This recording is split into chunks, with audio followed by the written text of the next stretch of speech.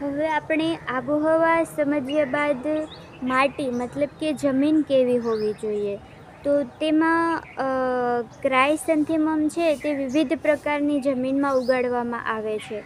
પરંતુ જો કે રેતાળ અથવા તો લોમની લીટીવાળી જૈવિક બાબતોથી સમૃદ્ધ જમીન હોય અને 6.5થી પીએચ ધરાવતું તે વધુ લગભગ એ જમીન યોગ્ય છે. પરંતુ જમીન પાણી ભરાયેલી હોવી ન જોઈએ. અને નવા ફૂલઝાડની વાવણીની પ્રક્રિયા એ છે કે વ્યાવસાયિક રૂપે આપણે સેવંતી છોડનો ઉપયોગ એક ટર્મિનલ કાપવા કરવામાં આવે છે. પરંતુ નવી જાતોના વિકાસ માટે તે બીજ દ્વારા કરવામાં આવે છે.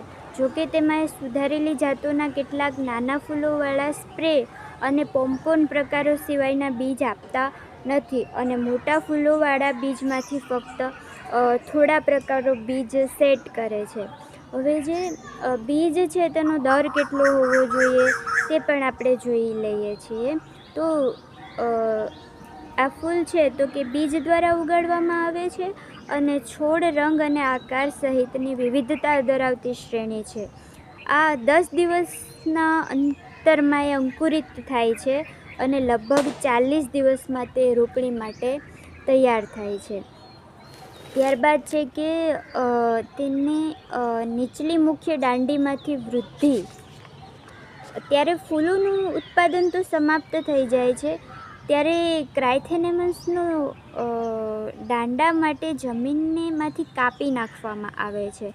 પૂરતી વૃદ્ધિ નીચલી દાંડીમાંથી વૃદ્ધિને અલગ કરવામાં આવે છે અને રેતાળની જમીનમાં વાવેતર કરવામાં આવે છે અને સારી રીતે રચના કરે છે અને તે સીધા જ ખેતરમાં રોપવામાં આવે છે અને આ એક કુદરતી ઘટના છે.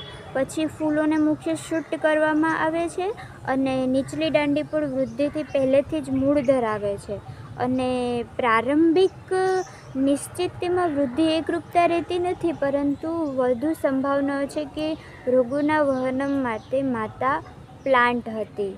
હવે અહીં આપણને આ પુસ્તક છે તે ઇંગ્લિશમાંથી ગુજરાતીમાં ટ્રાન્સલેટ કરેલું છે. આથી અમુક શબ્દો એવા છે કે જે સુધારાને યોગ્ય છે. હવે જોઈએ છે કે કાપવું.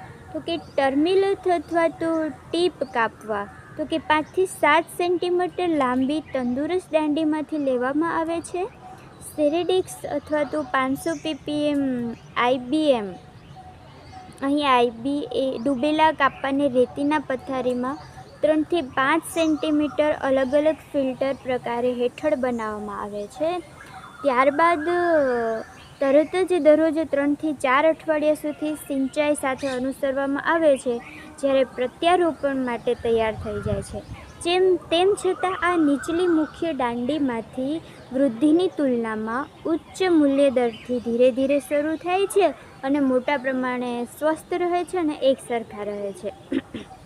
હવે જમીનની તૈયારી. આપણે આબોહવા જોઈ, માટી જોઈ, ત્યારબાદ જમીનની તૈયારી જોઈએ. તો કે સૌપ્રથમ 3 ઊંડાણેથી ખેડાણ કરવું જોઈએ. દરેકને પાટિયું બનાવવું જોઈએ અને બીજી ખેતી 300 થી 5500 ક્વિન્ટલ પ્રતિ હેક્ટર સારી રીતે સડેલા ખાતર એટલે કે FOM ખાતરને જમીનમાં ભેળવી દેવા જોઈએ અને ત્રીજી વાવણી પછી માટી બારીકાઈથી બનાવવી જોઈએ.